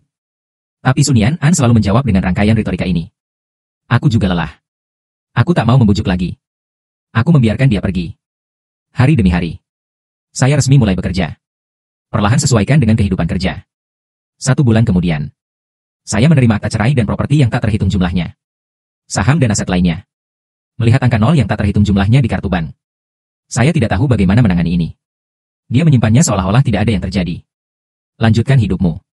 Musim dingin yang dingin telah berlalu. Musim semi akan datang. Saya pergi bekerja seperti biasa. Baru saja tiba di perusahaan. Dia dipanggil ke kantor untuk pertemuan oleh Sunan Kiao. Isi pertemuan ini. Sekitar dan beberapa IP domestik. Kerja sama proyek perusahaan diluncurkan. Seorang asisten akan dipilih dalam pertemuan tersebut. Menemani Sunan Kiao kembali ke Tiongkok untuk membahas kerjasama. Matanya menyapu semua orang. Akhirnya, itu tetap pada saya, Chen Yao. Ikut denganku. Tertangkap basah. Aku terkejut. Aku baru memulai seperempat. Masuk akal bahwa tidak mungkin melakukan pekerjaan penting ini. Karena Nan Kiao memilihku. Dan aku harus mengiyakannya. Setelah pertemuan, mereka berdua tetap tinggal diam-diam. Sunan Kiao juga tidak menjualnya. Bicara langsung ke Chen Zhou. Kembali ke Cina kali ini. Meskipun perlu membahas detailnya dengan 4 perusahaan pada saat bersamaan. Tapi fokus kami adalah untuk ditempatkan pada kerjasama dengan grup Su. Mendengar kata ini, samar-samar aku menebak sesuatu. Aku menatap Sunan Kiao. Keraguan-raguan di matanya. Sun Yanan Sunan Kiao mengangguk. Ragu-ragu sejenak. Atau memilih Kaisong Bugong. Setelah pertemuan terakhir, Nie An mengajakku bertemu lagi secara pribadi. Dan itulah nada yang disetel untuk proyek itu. Dia benar-benar menceritakan sesuatu tentang Anda dan dia. Saya pikir ini adalah privasi pribadi Anda. Belum tertusuk. Tapi proyek ini sekarang telah mencapai titik kritis. Yang pasti, saya ingin Anda melakukan ini untuk saya. Temani saya kembali ke Cina untuk berpartisipasi dalam diskusi proyek ini. Meskipun ini sedikit menyinggung. Tapi saya harap Anda bisa mengerti. Saya sebenarnya tidak begitu mengerti apa yang dimaksud Sunan Kiao. Saya pendatang baru yang baru bergabung dengan perusahaan belum lama ini. Tidak ada latar belakang. Proyek penting seperti itu. Apa gunanya membawa saya bersamamu? Hanya karena saya mantan suami Sun Yanan? Saya hanya bisa memikirkan satu kemungkinan. Tapi Sun Yanan tidak menyukaiku. Perceraian itu terus terang. Tidak menghubungi saya lagi setelah itu. Sunan Kiao. Menurut Anda mengapa dia akan berkompromi untuk saya? Untuk menghindari kesalahpahaman yang tidak perlu. Katakan yang sebenarnya dengan sangat terus terang, saudari Nan Kiao. Itu karena saya bercerai. Saya tidak memberitahu Anda karena menurut saya itu tidak penting. Tapi ini masalah besar. Saya hanya akan mengatakan sesuatu secara langsung. Sun Yan dan saya sebenarnya hanya pernikahan embun. Dia tidak menyukai saya. Kami tidak memiliki hubungan apapun antara suami dan istri. Juga mudah untuk berkumpul dan bubar jika Anda pergi. Sejauh yang saya tahu, dia adalah orang yang sangat penuh kasih sayang. Tapi dalam menghadapi benar dan salah, akan tetap berpegang pada intinya. Jika Anda merasa ingin mengajak saya membahas kerjasama, jika itu akan meningkatkan probabilitas keberhasilan, maka aku mungkin harus melemparkanmu sebaskom air dingin. Dari mulut klien lain. Mendengar deskripsi keadaan pernikahan ini, Sunan Kiao hanya menganggapnya sangat aneh. Dia memanggilku untuk duduk dan tidak tahan. Aku mengajukan pertanyaan. Apakah kamu yakin Sun Yanan tidak memiliki perasaan padamu? Aku segera menganggukkan kepalaku. Lihatlah ekspresi positifku. Sunan Kiao mau tidak mau berpikir. Dari Sun Yanan sebelum meninggalkan San Francisco. Apa yang dikatakan? Guru Su, Chen Yao dan aku sebenarnya adalah suami istri. Tepatnya, saat ini bercerai. Aku tidak cukup baik dalam pernikahan ini. Dia kecewa padaku. Jadi aku mengajukan gugatan cerai. Sikap Chen Yao sangat tegas. Saya tidak ingin membuatnya mendapat masalah. Jadi saya menjawab ya. Tapi saya pribadi ingin menyelamatkan hubungan ini. Hanya saja itu akan memakan waktu cukup lama. Tenang dan berpikir. Chen Yao pasti tidak ingin kembali bersamaku. Bisakah Anda membantu saya merawatnya untuk sementara waktu? Untuk mengungkapkan rasa terima kasih saya. Saya ingin berdiskusi dengan Anda. Masalah kerjasama proyek. Meskipun sudah lama. Tapi tatapan Sun Yan yang putus asa. Dan ada ketulusan total. Sunan Kiao masih memiliki ingatan segar. Sulit baginya untuk mempercayai orang-orang seperti Sun Yanan. Akan mengintai tanpa emosi. Meminjamnya dari proyek yang tak terhitung jumlahnya yang diwariskan oleh perusahaan besar. Serahkan padanya. Tapi sejak Sun Yanan berkata, ada masalah antara dia dan aku. Dia tak ingin berspekulasi. Hanya meminta pendapatku di akhir. Alasan proyek itu adalah karena aku ada di sini. Kau tak perlu terlalu banyak berpikir. Alasan mengapa aku ingin membawamu bersamaku. Yang pertama adalah karena keegoisan. Kedua, aku juga ingin melatihmu. Perlakukan saja sebagai perjalanan bisnis biasa. Tangani saja sesuai sistem proses, oke? Sudah sekian lama bersama. Aku juga tahu bahwa Sunan Kiao adalah orang yang lurus. Jangan tersandung di belakangmu. Selain itu, perjalanan bisnis ini memang kesempatan langka. Aku tak ingin melewatkannya percuma. Setelah lama memikirkannya, aku tetap setuju. Waktu pulang kampung ditetapkan selama seminggu. Aku sibuk dengan pekerjaan. Sambil mengemasi tas. Suasana hati untuk bertemu denganku terbalik. Dan semakin tenang kamu, semakin kamu memikirkannya. Aku hanya merasa seperti mimpi. Sekarang aku terjaga. Aku juga terbangun sepenuhnya. Aku tidak akan merindukan masa lalu lagi. Adapun Sun Yanan. Tapi kembali ke titik awal. Hanya menjadi teman sekelas dan teman lama. Aku sudah mengambil keputusan saat kita bertemu lagi. Bagaimana cara bergaul dengannya? Kembali ke kota yang kukenal ini lagi. Pola pikirku berubah drastis. Aku sedang mendorong barang bawaanku. Berbincang dan tertawa bersama Sunan Kiao, ia keluar dari bandara. Mengobrol-mengobrol. Sunan Qiao melihat kedua orang tuanya. Melambai ke kejauhan. Ia mengenalkanku pada kedua orang tuaku, Jili. Ajaklah aku pulang bersamamu. Aku tahu perpisahan keluarga beranggotakan 3 orang. Ada pertanyaan tak berujung. Aku tak ingin mengganggu reuni keluarga mereka. Ia menolak. Setelah berpisah sementara, aku keluar dari bandara sendirian dengan barang bawaanku. Hanya untuk mendapati hujan deras di luar. Tak ada mobil di jalan. Aku membuka aplikasi taksi. Akan menelepon. Sebuah mobil hitam tiba-tiba berhenti di depanku. Tanpa sadar aku mendongak. Kulihat Sun Yanannun berjalan mendekat dengan membawa payung. Berbulan-bulan tidak bertemu. Dia kehilangan banyak berat badan. Dalam mantel parit krem. Tinggi dan ramping. Aku tidak menyangka dia akan muncul. Kesadaran sedikit tegas. Dan dia berjalan tepat ke arahku. Dengan emosi rumit di mataku yang tidak bisa kubaca. Lama tidak bertemu. Chen Zhou, bagaimana keadaanmu akhir-akhir ini? Tanpa sadar aku mundur beberapa langkah. Menjauhkan diri darinya. Nadanya ringan. Sikap dingin ini membuat Sun Yanan sedikit kecewa. Tapi dia mengerti bahwa itu masuk akal. Bagaimanapun, mereka hanyalah pasangan yang bercerai. Jadi dia dengan cepat menyesuaikan mentalnya. Melihat koper di tanganku, hujan terlalu deras. Aku akan membawamu kembali ke hotel. Lihat pengingat bahwa pesanan telah diterima di layar. Saya menggelengkan kepala dan menolak kebaikannya. Saya sudah punya taksi. Kemudian Anda mengambil payung. Kalau tidak, barang bawaan akan basah. Saya tidak tahu mengapa dia tiba-tiba begitu penuh perhatian. Perasaan aneh membuncah di hati saya. Saya tidak membutuhkan bantuan Anda. Saya rasa tidak perlu bagi kita untuk berhubungan. Pak Su, bagaimana menurutmu? Kalimat ini seperti jarum. Menusuk langsung ke hati Sunian. Tangannya yang terlipat di lengan bajunya sedikit gemetar. Tertawa sedikit enggan. Bahkan tidak bisa berteman setelah bercerai. Aku meletakkan ponselku kembali di saku. Keluarkan payung dari tasmu. Melihat mobil yang semakin dekat. Sebelum bercerai, kami hanya teman sekelas biasa. Kembali saja ke masa itu setelah bercerai. Kau dan aku bukan berasal dari dunia yang sama. Tak perlu berteman. Tak ada kata membawa persahabatan apapun. Kali ini, Sun Yanan tertegun. Dia menatap supir. Bantu meletakkan barang bawaanku di bagasi. Lihat aku membuka pintu. Lihat aku menyingkirkan payungku. Aku hanya merasa ada sesuatu yang berangsur menjauh darinya. Mau tak mau maju ke depan. Dia meraih pintu yang akan tertutup. Dalam hujan deras. Suaranya begitu kuat. Kurasa kita bukan bagian dari dunia yang sama. Chen Zhou. Barangkali kau telah mendengar banyak orang berbicara denganmu. Poin dunia. Ada banyak pembicaraan tentang pilihanmu untuk tunduk padaku. Tapi aku ingin memberitahumu. Aku tak pernah melihatmu dengan jelas. Tak pernah menghasilkan apapun. Pikiran bahwa kau tak pantas berdiri di sisiku. Kau hanya menerima semua yang kau miliki. Dengan berani mengejar apa yang kau suka. Kau tak perlu meremehkan dirimu sendiri. Hidup sendiri selama hampir 10 tahun. Baru kali ini aku mendengar seseorang berkata seperti itu. Dan aku menengok ke arahnya. Bibir sedikit terangkat. Jarang sekali tersenyum dan mengucapkan sepatah kata pun padanya, terima kasih. Setelah berkemas di hotel. Hujan telah reda. Aku bergegas ke restoran dengan tasku. Bertemu dengan Jiang Mo. Kakak beradik itu saling berpelukan. Berkumpul dan mengobrol. Untuk satu sama lain. Ketika Jiang Mo mendengar bahwa aku memberikan setengah dari nilai Sunyan. Mulut belakang cukup besar untuk menelan piring. Ia menyentakkan lengannya di bahuku. Meskipun mata aneh semua orang, teriaklah dan jangan dengarkan. Kakakku adalah orang kaya sekarang. Aku bersandar di pahamu sekarang. Apakah kamu tidak perlu mengkhawatirkannya seumur hidupmu? Aku segera menutup mulutnya. Meminta maaf kepada pelanggan yang terganggu di sekitarmu.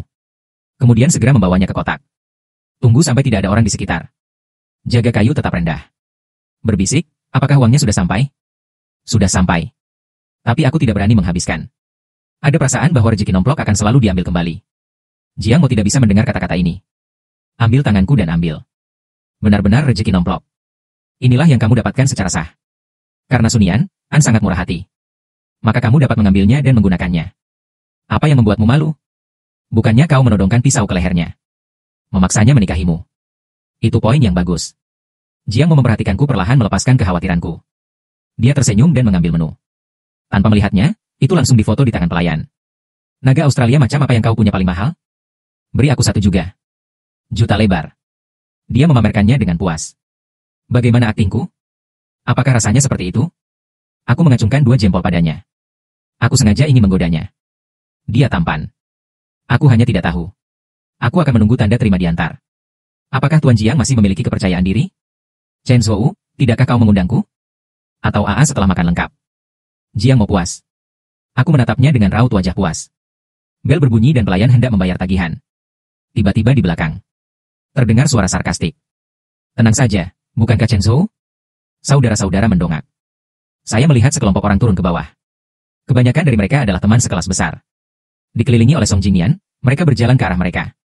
Saya melihat mereka mendekatkan Mo ke telinga saya. Berbisik tentang Chen Zhou. Keesokan harinya Anda pergi ke luar negeri. Song Jingyan menginjak beberapa perahu. Ini akan membuat banyak kebisingan. Karena terlalu banyak orang yang terlibat. Itu juga telah dicari. Saya mendengar itu disebarkan oleh saudara perempuan Sun Yanan. Reputasinya buruk sejak saat itu. Dia tidak bisa berhenti melihat sesuatu.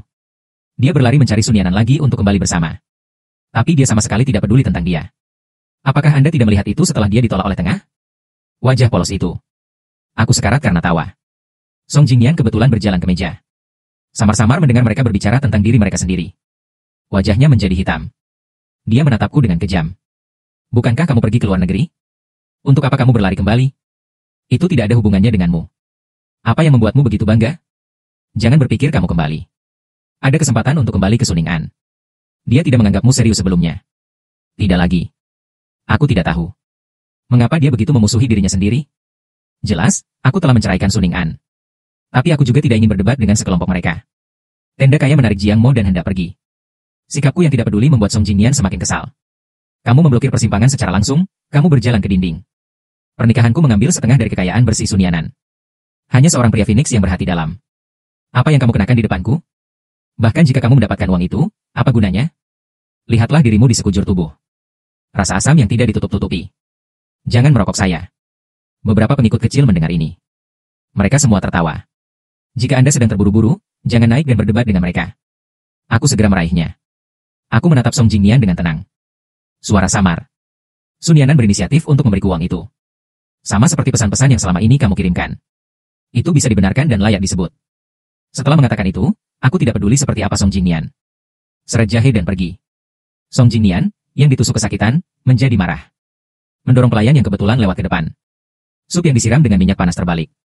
Ketika akan tumpah ke saya dan jahe. Sun Yan muncul. Dia memukul mangkuk sup. Sup yang mendesis membasahi seluruh tangan kirinya. Kulit yang terbuka langsung melepuh. Lepuh yang tak terhitung jumlahnya bermunculan. Wajahnya menjadi pucat dalam sekejap. Song Jingyan tidak pernah menyangka dia akan muncul di sini. Aku panik sebentar.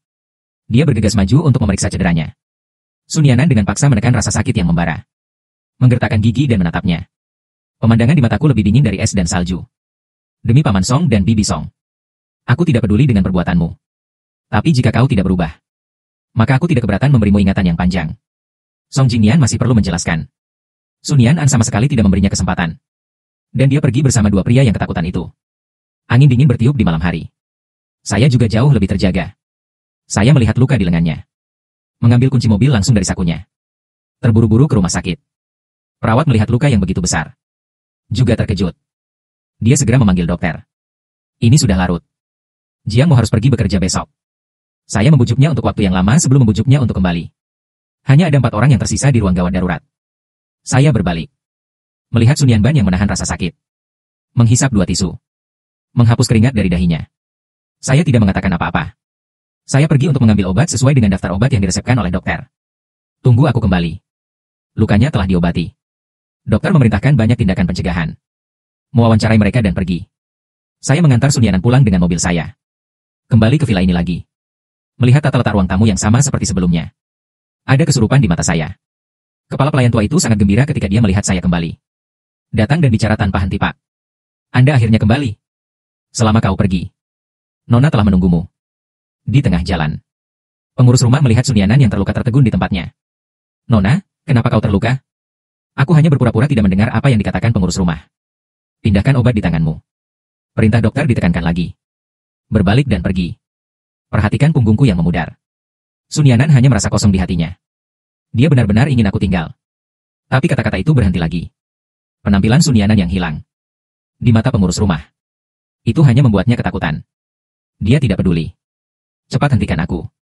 Letakkan kata-kata yang tidak sempat kuselesaikan itu. Aku sudah mengatakan semuanya. Sejak Tuan kembali. Jangan pergi. Dalam 3 bulan. Nona kecuali untuk pekerjaan. Itu di dalam kamar. Melihat bunga yang kau tanam sebelumnya dengan linglung. Yang kuimpikan di malam hari hanyalah menginginkanmu kembali. Dia terbang ke Amerika setiap minggu untuk mengunjungimu. Aku tidak berani menghubungimu karena takut mengganggumu. Aku tidak tahu apa-apa tentang apa yang dikatakan pengurus rumah. Kupikir dia sudah benar-benar melepaskan. Juga memulai hidup baru. Dengarkan kata-kata ini. Reaksi pertamaku adalah menganggapnya konyol. Bukankah Sunianan hanya menyukai Song Jingming? Bagaimana mungkin itu untuk mantan suamiku? Lakukan begitu banyak hal yang tidak bisa dimengerti. Jadi aku tidak mengingatnya. Beritahu pengurus rumah Paman Zhao dengan sangat serius. Sunianan dan aku telah bercerai. Aku juga melepaskan masa lalu. Apapun yang terjadi dalam keluarga Su, itu tidak ada hubungannya denganku. Berhenti memanggilku Tuan. Panggil saja aku Chen Zhou saat bertemu di masa depan. Hari sudah larut, aku akan kembali dulu. Jaga tubuhmu. Setelah istirahat sejenak 2 hari, saya masuk ke mode kerja. Saya mengikuti Sunan Qiao untuk membahas detail kerjasama. Belajar banyak darinya.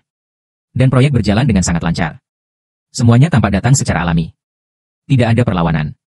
Ketika berdiskusi dengan grup Su, Sunianan sendiri tidak hadir. Hanya wakil presiden yang dikirim. Saya menghela nafas lega. Kontrak yang disiapkan sebelumnya menjadi. Setelah pihak lain melihat kondisi, menunjukkan kemauan positif untuk bekerja sama. Tapi ada syarat bahwa dalam jangka waktu kontrak, koordinator yang bertanggung jawab untuk komunikasi antara pihak A dan B. Grup Su telah menunjuknya. Sunan Qiao menebaknya sekaligus. Ini pasti yang dimaksud Sunianan. Dia ingin menggunakan kolaborasi ini untuk menjagaku. Setelah berpikir, Sunan Qiao masih memutuskan untuk bertanya apa yang saya maksud. Jadi setelah meninggalkan grup Su, 2 orang menemukan kafe untuk mengobrol. Kuan Zhou agak lancang. Tapi jika nyaman, bisakah Anda ceritakan tentang pernikahan Anda dengan Sunianan? Aku terdiam sejenak. Pada akhirnya, keseluruhan cerita masih sama. Saya menyisir buku. Teman sekelas 4 tahun. 3 tahun menikah. Itu sekitar sepertiga dari hidup saya. Tapi ketika Anda benar-benar berbicara dengan orang lain. Tapi itu ringan dan tidak ada jejak. Ini seperti menceritakan kisah orang lain. Mereka yang telah mendukung saya melalui cinta yang luas dari malam gelap yang tak terhitung jumlahnya. Bagaimanapun, itu telah usang oleh waktu. Setelah Sunan Qiao mendengarkan, tidak bisa keluar dari situ untuk waktu yang lama. Dia tidak tahu harus berkata apa. Bahasa apapun tidak ada artinya saat ini. Hanya keheningan yang terus terputar kembali di dalam kotak. Lihatlah ekspresinya yang penuh dengan sakit hati dan penyesalan. Aku tersenyum lirih. Saudari Nan Qiao merasa lega dengan 1000 layar di nadanya. Aku tahu kamu memiliki kekhawatiran. Ingin memenangkan proyek ini. Tidak ingin aku terluka. Alasan mengapa aku memberitahumu ini seharusnya. Disegel barang-barang lama. Aku juga ingin memberitahumu. Bahkan, aku telah sepenuhnya melepaskan. Tidak peduli apa alasan mereka mengajukan permintaan ini. Di mataku, mereka hanya akan memperlakukannya sebagai pekerjaan. Pergi menyelesaikannya. Meskipun saya tidak punya pengalaman. Tapi selama Anda membutuhkan saya, tim membutuhkan saya, maka saya akan mencoba yang terbaik untuk menyelesaikannya. Tidak akan memenuhi harapan semua orang. Dengarkan aku berjanji-janji ini. Mata Sunan Qiao berlinang air mata. Itu adalah proyek make or break baginya. Jadi, dia tidak berusaha keras untuk mempromosikan kerja sama ini. Dan bagian paling kritis dari semuanya, itu aku. Ini bukan kata yang bagus untuk digunakan. Tapi satu-satunya cara dia sekarang, hanya menggunakan perasaan Sunianan padaku. Untuk mencapai tujuan. Untungnya, saya bisa memahami kesulitannya. Bersedia membantunya. 1000 kata tidak bisa diucapkan. Syukurnya. Semuanya berubah menjadi denting kacamata di akhir. Pada akhir April, Sunan Qiao membawa 4 kontrak yang ditandatangani. Bersiap-siap untuk terbang kembali ke San Francisco. Aku pergi ke bandara untuk mengantarmu pergi. Keduanya berpelukan untuk waktu yang lama. Melihat sosok yang muncul tidak jauh dari sana, Sunan Qiao akhirnya mau tidak mau bertanya. Chen Yao telah jatuh cinta dengan seseorang selama 7 tahun. Dia melihat hatinya sekarang. Apakah kamu benar-benar tidak akan memberinya kesempatan lagi? Aku tahu Sunan Qiao baik hati.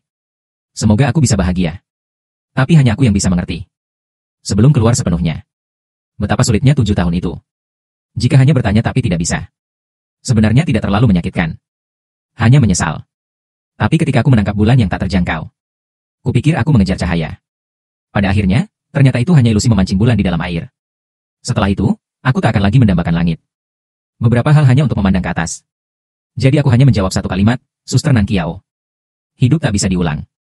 Kita semua perlu melanjutkan hidup. Demi kenyamanan bekerja. Aku menyewa penthouse. Keesokan harinya, ia juga pindah ke rumah di seberang pintu. Itu Sunianan. Selama sebulan ini di Beijing, aku bisa sering berpapasan dengannya di berbagai tempat. Di samping rak supermarket. Di pintu masuk restoran hotpot. Sebuah sudut taman. Jatuh ke dalam identitasnya. Tak cocok muncul di tempat-tempat ini. Aku tahu selama ini ia mengikutiku. Sesekali bertatap muka. Mereka akan berbasa-basi seperti teman normal. Sisa waktu, ia hanya mengikuti di belakang. Seperti bayangan. Perlahan benamkan diri dalam dunia kecilmu sendiri. Aku juga sudah terbiasa. Setelah menjadi tetangga, kesempatan untuk bertemu berangsur-angsur meningkat. Senyum di wajah gadis itu semakin cerah. Dari waktu ke waktu, Dia akan berinisiatif mengajak. Bertanyalah jika ingin jalan-jalan bersama. Makan malam bersama. Bepergian bersama. Aku selalu mencari alasan untuk mengatakan tidak. Setiap kali mendengar kata maaf, matanya akan banyak meredup. Aku telah berpikir berkali-kali. Setelah penolakan ini, tidak akan ada waktu berikutnya. Sampai jumpa keesokan harinya. Dia kembali berdiri. Menyambutku dengan penuh minat. Lihatlah, dia menawarkan semangat. Itu mengingatkanku padanya ketika dia masih kuliah. Hari-hari ketika aku bersama Song Jingnian. Juga seperti sekarang, aku takut pihak lain akan marah dan menolak. Begitu banyak untuk menyenangkan sehingga aku tak peduli pada diriku sendiri. Tapi aku bukan Song Jingnian. Aku tak akan menikmati hal-hal baik ini dengan ketenangan hati. Aku tak bermaksud menggodanya. Jimat aneh untuk menonjolkan pesona seseorang. Aku hanya ingin menghabiskan setiap hari dengan baik. Menikmati hidup. Itu saja. Seiring berjalannya waktu. Dari musim semi ke musim panas. Ini akhir musim gugur dan awal musim dingin lagi. Proyek ini telah berlangsung selama hampir setahun. Ini sentuhan akhir. Batas waktu kontrak. Kebetulan ulang tahunku yang ke-25. Aku memesan penerbangan kembali ke San Francisco untuk hari ini. Sehari sebelum saya pergi, saya mengemasi tas saya dan tiba di dini hari. Tiba-tiba saya menemukan bahwa salju turun dengan ringan di luar jendela. Ketika jarum jam menunjuk ke jam 12. Ada ketukan di pintu.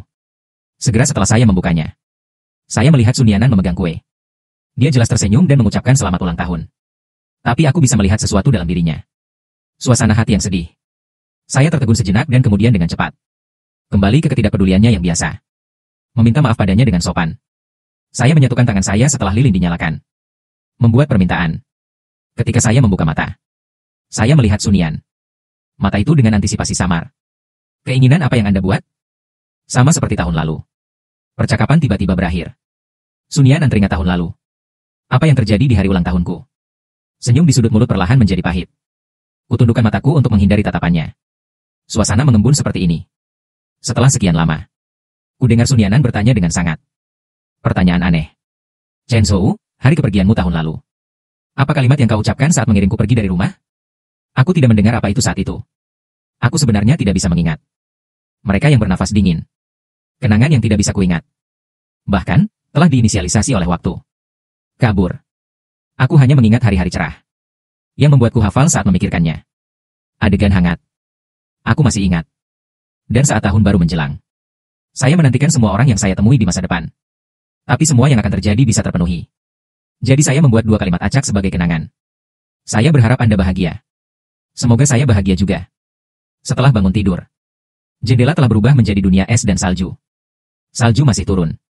Begitu saya turun, saya melihat Sunyanan menunggu di pinggir jalan. Dia datang atas inisiatifnya sendiri. Ada kompleksitas yang tak bisa dijelaskan dalam nadanya. Saya tidak bisa mendapatkan mobil di hari bersalju. Biarkan aku mengantarmu ke bandara. Kali ini aku tidak menolak. Saya merasa bahwa dia mungkin memiliki sesuatu yang lebih untuk dikatakan. Benar-benar tidak ada tanggal kembali untuk keberangkatan ini. Ada beberapa hal yang saya juga ingin menggambar simbol jari tengah untuk. Mobil berjalan sangat lambat, sangat lambat. Saya tidak tahu apakah ini hari bersalju. Atau Sunyanan sengaja melakukannya? Tapi untungnya ada banyak waktu. Jadi aku tak bilang apa-apa. Melihat keluar jendela dengan tenang. Waktu berjalan menit demi menit. Sunyanan akhirnya. Aku tidak tahan dengan keheningan saat berpisah. Apa yang dia coba katakan? Tekan hati persegi inci yang kacau itu. Juga ingin membuatku terkesan. Jaga aku di sisimu. Chen Zhou. Apakah Anda ingat Natal tahun setelah kita menikah? Salju turun banyak. Ibuku sedang tidak baik-baik saja. Anda membawa saya ke kuil untuk menggertak. Saya meminta kontrak pernikahan ketika saya bersedia. Dikatakan saya ingin memenangkan hati seseorang. Dengarkan deskripsinya. Aku juga ingat masa lalu. Setelah mendapatkan tanda tangan, Master Undrau melihat mereka berdua. Mengatakan sesuatu yang sangat aneh, takdir yang ditakdirkan. Bencana yang ditakdirkan. Jika Anda bisa bangun lebih awal. Apakah untuk menandatangani? Saya tidak mengerti. Orang yang mengira tuannya ingin berbicara adalah dirinya sendiri. Dan untuk waktu yang lama setelahnya. Apakah khawatir tentang ini? Lagi pula, Aku sangat ingin bersamanya selamanya. Tapi sekarang aku memikirkannya. Orang yang menggambar banyak adalah Sunyanan. Kata-kata itu juga tidak dimaksudkan untukku. Dan dalam hatinya, ia menginginkan seseorang yang tak akan pernah terpisahkan. Itu bukan aku. Bukan? Pikirkan ini. Aku terkekeh dan tidak begitu ingat. Sunyanan tertegun selama beberapa detik. Langsung menemukan topik baru. Sebagian besar rutinitas harian mereka setelah menikah. Beberapa saya tidak ingat. Dan dia sangat spesifik. Saya tidak tahu tentang peristiwa masa lalu ini dalam setahun terakhir. Dia berulang kali dirindukan oleh Sunyanan. Jadi dia ingat dengan jelas. Dia mencoba menggunakan ini untuk memiliki kehidupan pernikahan yang agak nyaman. Buat saya terkesan tetapi saya tidak memiliki ekspresi apapun. Mereka sepertinya tidak merindukan masa lalu. Tanpa sadar, mobil sudah sampai di bandara. Saya pergi dengan koper saya. Sun Yanan memanggilku dari belakang. Dan dia mengeluarkan sebuah kotak dan dia menyerahkannya padaku. Dengan mata bersemangat. Segera setelah saya membukanya, saya melihat sepasang liontin giok. Saya ingat ini adalah pusaka keluarga Jiang. Kenapa dia memberiku ini? Jika itu perpisahan, hadiahnya terlalu mahal untuk saya terima. Setelah ditolak lagi, Sun Yanan hampir tidak bisa tertawa lagi. Ada benjolan di tenggorokannya. Kilatan urgensi melintas di wajahnya. Ambillah, ini hatiku. Itu juga yang dimaksud ibuku. Aku menggeleng kecil. Nada samar. Saya mengerti apa yang diwakili oleh hadiah ini. Jadi saya tidak mau mengatakan. Aku telah memberitahumu sesuatu berkali-kali. Sekarang ceritanya sudah berakhir. Mari kita kembali ke tempat kita dulu. Setiap kata sangat menyakiti Sun Yanan. Dia berdiri di salju dan melihatku pergi. Selangkah demi selangkah tanpa melihat ke belakang. Hanya kepingan salju yang jatuh di kepalaku. Datang seperti yang dijanjikan. Mengirimi saya. Kepala putih yang tidak bisa dia minta.